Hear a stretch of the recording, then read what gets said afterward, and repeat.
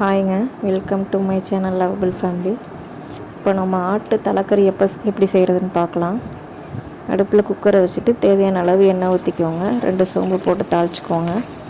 வேறு பட்டை அந்த கிராம்பு எதுவுமே சேர்க்க தேவையில்ல. வெறும் சோம்பு மட்டும் போட்டு தாளிச்சிக்கோங்க. அப்புறம் பொடிசாக நறுக்கினா ஒரு 20லேருந்து 25 சின்ன வெங்காயம் நல்லா பொடிசாக நறுக்கி சேர்த்துக்கோங்க.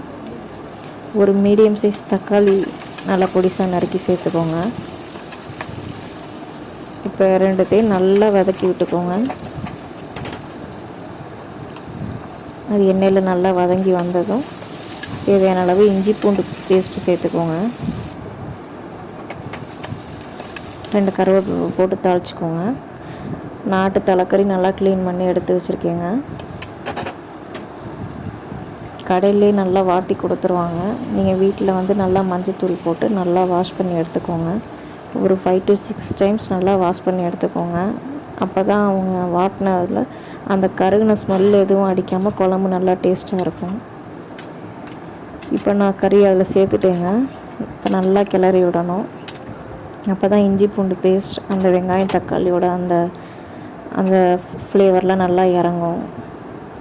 இப்போ தேவையான அளவு உப்பு சேர்த்துக்கோங்க.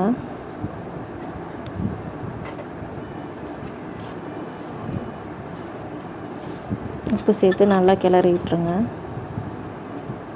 இப்போது நான் வீட்டில் அரைச்ச மிளகாய் பொடி தான் சேர்த்துருக்கேங்க.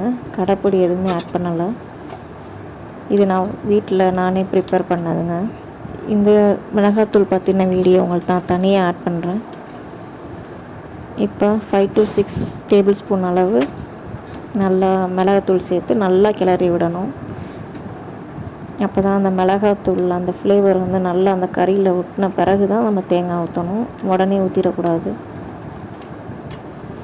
இப்போ நல்லா வதக்கி விட்டாச்சு. இப்போ நான் தேங்காய் அரைச்சி எடுத்துருக்கேங்க. தேங்காயில் என்னென்ன போட்டேன்னா ஒரு 4 சில்லு தேங்காய், ஒரு 5 சின்ன வெங்காயம், 2 தக்காளி, ஒரு 1/4 டீஸ்பூன் அளவு சீரகம், 1/4 டீஸ்பூன் அளவு சோம்பு எல்லாம் சேர்த்து நல்லா ஃபைன் பேஸ்ட்டாக அரைச்சி எடுத்துக்கணுங்க. இப்போ கறியை நல்லா வதக்கின பிறகு தான் நம்ம அந்த தேங்காய் ஆட் பண்ணணும். தேங்காய் ஆட் பண்ணி நல்லா கிளறி விட்டணும். தண்ணி ரொம்ப ஆட் பண்ணாதீங்க. ஏன்னா இது தலைக்கறி குழம்புல எலும்பு இருக்கறனால நல்லா தண்ணி விடும். அதனால் தண்ணி ரொம்ப ஆட் பண்ணாமல் மீடியமாக ஆட் பண்ணிக்கோங்க. இப்போ உங்களுக்கே தெரிஞ்சிருக்கும், நான் கறி மூழ்கிற அளவு மட்டும்தான் தண்ணி ஆட் பண்ணியிருக்கேன். இந்த குழம்பு ரொம்பவும் தண்ணியாக இல்லாமல் ரொம்பவும் கெட்டியாக இல்லாமல் மீடியமாக இருந்தால் தாங்க குழம்பு டேஸ்ட்டாக இருக்கும். இப்போ நான் ஒரு 7லேருந்து 8 விசில் விட்டுருக்கேன். அப்போ தான் நல்லா கறி சாஃப்டாக வெந்து வருங்க.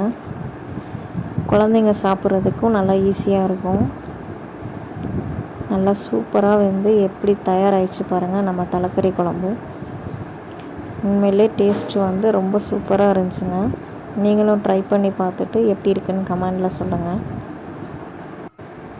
மறக்காமல் லைக் பண்ணுங்கள், ஷேர் பண்ணுங்கள், சப்ஸ்கிரைப் பண்ணுங்கள். தொடர்ந்து நம்ம சேனலுக்கு உங்கள் சப்போர்ட்டை கொடுங்க.